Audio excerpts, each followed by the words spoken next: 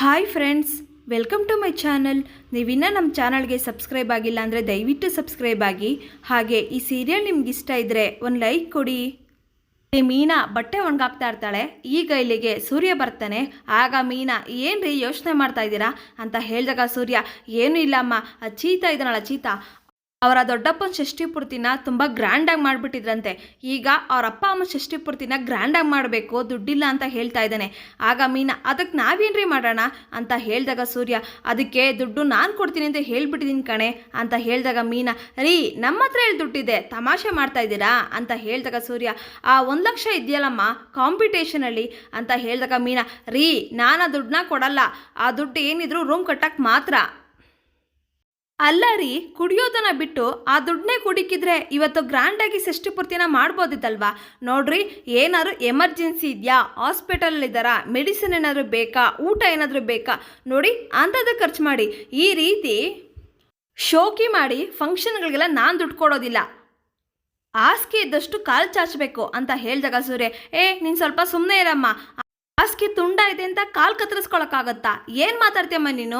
ನಮಗೆ ಮಳೆ ಬಿಸಿಲು ಗಾಳಿ ಅಂತಂದರೆ ಇರೋಕ್ಕೆ ಮನೆ ಇದೆ, ನಮಗಷ್ಟು ಸಾಕು. ಅವ್ರ ಅಪ್ಪ ಅಮ್ಮನ ಷಷ್ಠಿ ಪೂರ್ತಿ ಮಾಡೋದ್ರಲ್ಲಿ ಏನಮ್ಮ ತಪ್ಪಿದೆ? 60 ವರ್ಷ ನಮಗೋಸ್ಕರ ಗಂಧ ತೆಯ್ದಂಗೆ ತೆಯ್ದಿರಲ್ವಾ? ಇವಾಗ ಮಾಡಲಿ ಬಿಡು. ಅದು ಅಲ್ಲದೆ ರೂಮನ್ನ ಯಾವತ್ತು ಬೇಕಾದ್ರೂ ಕಟ್ಬೋದು, ಆದರೆ ಷಷ್ಠಿ ಪೂರ್ತಿ ಆಗಲ್ಲ, ಅದು ಈಗಲೇ ಮಾಡಬೇಕು ಅಂತ ಹೇಳಿದಾಗ ಮೀನಾ ರೀ ನೀವೇನೇ ಮಾಡಿದ್ರು ನಾನು ದುಡ್ಡನ್ನ ಕೊಡೋದಿಲ್ಲ ಅಂತ ಹೇಳಿದಾಗ ಸೂರ್ಯಗೆ ತುಂಬ ಕೋಪ ಬರುತ್ತೆ. ನಾನು ನಿನ್ನ ದುಡ್ಡು ಕೇಳ್ತಾ ಇಲ್ಲ, ನನ್ನ ದುಡ್ಡು ಕೇಳ್ತಾ ಇರೋದು, ನಾನು ಕಾಂಪಿಟೇಷನ್ ಗೆದ್ದಿರೋದು ಅಂತ ಹೇಳಿದಾಗ ಮೀನಾ ರೀ ಆ ದುಡ್ಡನ್ನು ನೀವೊಬ್ಬರೇ ಗೆದ್ದಿಲ್ಲ, ನಾನು ಗೆದ್ದಿದ್ದೀನಿ. ನಿನ್ನ ಮೊನ್ನೆ ತಾತ ಅಜ್ಜಿಗೆ ಊಟ ತೊಗೊಂಡೋಗಿ ಕೊಟ್ಟಲ್ಲ, ನೀನು ಮಾಡಿದ ಮಾತ್ರ ಸರಿ, ನಾನು ಮಾಡಿದ ಮಾತ್ರ ತಪ್ಪಾ ಅಂತ ಹೇಳಿದಾಗ ಮೀನಾ ರೀ ಹಸ್ಕೊಂಡಿದ್ದವ್ರಿಗೆ ಊಟ ಕೊಡೋ ಸರಿ, ಆದರೆ ಶೋಕಿ ಮಾಡೋರಿಗೆ ದುಡ್ಡು ಕೊಡೋ ತಪ್ಪು. ನೋಡ್ರಿ, ನೀವೇನೇ ಮಾಡಿದ್ರು ತಿಪ್ರಲಾಗ ಹಾಕಿದ್ರು ಅದರಲ್ಲಿ 1 ರೂಪಾಯಿ ಖರ್ಚು ಹಾಕಿ ನಾನು ಬಿಡೋದಿಲ್ಲ ಅಂತ ಹೇಳಿ ಮೀನಾ ಇಲ್ಲಿಂದ ಹೊರಟೋಗ್ತಾಳೆ. ರಾತ್ರಿ ಆದರೆ ಮನೆಗೆ ಬರ್ತಾರಮ್ಮ, ಎಲ್ಲೋಗ್ತಾರೆ, ಸ್ವಲ್ಪ ಸಮಾಧಾನವಾಗಿರು ಅಂತ ಮೀನಾಗೆ ಸಮಾಧಾನ ಮಾಡ್ತಾರೆ. ಈಗ ಸೂರ್ಯ ಗ್ಯಾರೇಜಿಗೆ ಬರ್ತಾರೆ. ಚೇತನ ಎಲ್ರೋ ಅಂತ ಹೇಳಿದಾಗ ಅವರು ಚೇತನ ಬಂದಿಲ್ಲ ಅಣ್ಣ, ಷಷ್ಠಿ ಪೂರ್ತಿಗೆ ರೆಡಿ ಮಾಡ್ಕೊತಾ ಇದ್ದಾರೆ ಅಂತ ಹೇಳಿದಾಗ ಸೂರ್ಯ ನಿಮ್ಮ ಹತ್ರ ಯಾರ ಹತ್ರ ಆದರೂ ದುಡ್ಡಿದ್ಯೇನ್ರೋ ಅಂತ ಹೇಳಿದಾಗ ಆ ಫ್ರೆಂಡ್ಸ್ ಎಲ್ಲ ಪೆಟ್ರೋಲ್ ಹಾಕ್ಸಕ್ಕ ತಗೋ 2000 ಇದೆ ಅಂತ ಕೊಡ್ತಾರೆ. ಆಗ ಸೂರ್ಯ ಅದಲ್ಲ ಕಣ್ರೋ, ಷಷ್ಠಿ ಪೂರ್ತಿಗೆ ಅಂತ 1 ಲಕ್ಷ ಬೇಕಾಗಿತ್ತು ಅಂತ ಹೇಳಿದಾಗ ಆ ಫ್ರೆಂಡ್ಸ್ ಎಲ್ಲ ಶಾಕ್ ಆಗ್ತಾರೆ.